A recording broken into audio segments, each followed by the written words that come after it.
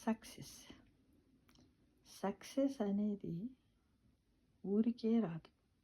కన్నీళ్ళు పెట్టుకోవాలి, కష్టాలను ఎదుర్కోవాలి, బాధలు తట్టుకోవాలి, మనస్సుకు గాయాలు కావాలి, గుండె మాటలకు ముక్కలవ్వాలి, గుండె కూడా బంధాలను కోల్పోవాలి, ఎదురు దెబ్బలు తినాలి, సహనంతో మెలగాలి, గుణపాఠాలు నేర్చుకోవాలి, అనుభవ పాఠాలు దిద్దుకోవాలి, ప్రతి క్షణము నీతో నువ్వు యుద్ధం చేయాలి. ఇలా అన్ని రకాలుగా అన్ని పరిస్థితుల్లో మనం చేసినప్పుడే సక్సెస్ అనేది మనకు వస్తుంది.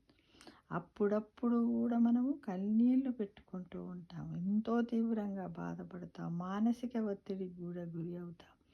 అన్నింటి తర్వాతనే మనకు ఏదైనా మంచి జరుగుతుంది. కానీ ముందే సక్సెస్, ముందే విజయం సాధించానని మురిసిపోకు మిత్రమా.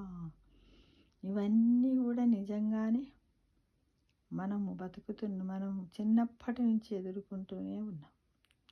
చిన్నప్పుడు ఎలా పుడతాము, పుట్టిన వెంటనే అందరిని చూస్తాము, ఏడుస్తాము, కన్నీళ్ళు వస్తాయి. ఆ తర్వాత మనం ఆకలైనప్పుడు ఏడుస్తాం. ఆ తర్వాత మనం బోర్ల పడడానికి, పాకడానికి ఎన్నిటిని కష్టాలను ఎదుర్కొంటాం.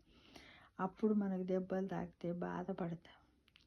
అప్పుడు గాయాలు కూడా అవుతాయి, మనస్సుకని కాదు కానీ భౌతికంగా శరీరానికి. అప్పుడు ఎవరు ఏది మాట్లాడినా మనకు చిన్నప్పుడు బాల్యంలో అర్థం కాదు.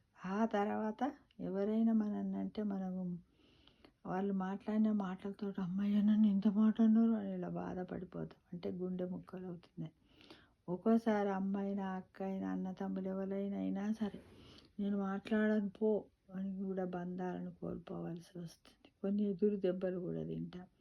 ఊరికే సప్పుడేగా ఉండదు. ఇద్దరు దోస్తులు పోట్లాడుకుంటుంటే మధ్యలో పోయినాం అనుకున్నాం, వాడో గుద్దు వీడో గుద్దు గుట్టి నువ్వు ఎందుకు వచ్చినవురా మా మధ్యలోకి అంటారు.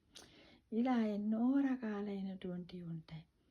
ఇక సహనంతో పెద్దగా అయిన తర్వాత మనకు బుద్ధి జ్ఞానం వచ్చిన తర్వాత అన్ని వ్యవహారాలను చక్కదిద్దుకొని మనం కూడా మేజర్ స్టేజీకి వెళ్ళిపోయి రిటైర్మెంట్ వయసుకు వచ్చినప్పుడు సహనంతో మెలగాలి.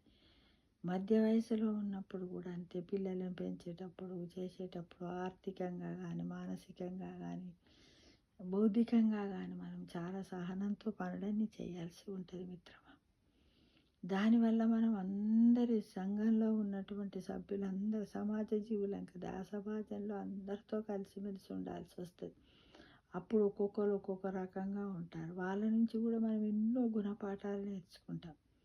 వాళ్ళ గుణాల నుంచి గుణపాఠాలను నేర్చుకొని మనం ఏం చేస్తాం, మనం ఏమైనా తప్పులు చేసినట్టయితే వాళ్ళలాగా ఉండడానికి ప్రయత్నిస్తాం. అంటే అవి అనుభవ పాఠాలని అనుకుందాం. ఏమైనా తప్పులు చేసినా, ఏమైనా వాటి పొరపాట్లను ఎదుటి వాళ్ళు చేసిన పొరపాటు మనం చేయొద్దని, మనము పొరపాటు చేస్తే మళ్ళీ చేయొద్దని, ఈ విధంగా అనుభవ పాఠాలను కూడా దిద్దుకోవాలి. అంటే ప్రతి క్షణము మనము మన మనసుతో ఏం చేస్తున్నాం మిత్రమా, ఒక యుద్ధంలాగానే చేస్తున్నాం. అంతేనా కాదా చెప్పండి.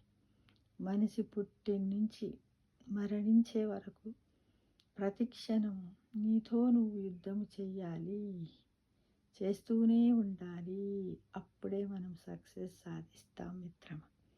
అవునంటారా కాదంటారా చెప్పండి. అంతే కదా.